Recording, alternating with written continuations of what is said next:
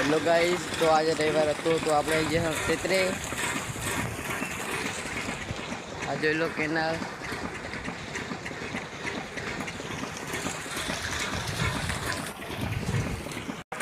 તો ગાઈસ આપણું મશીન ચાલુ છે.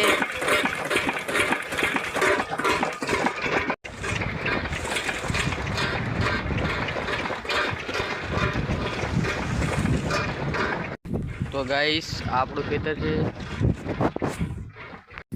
જેમાં આપણે મક્કી વાવી છે. જોઈ લો.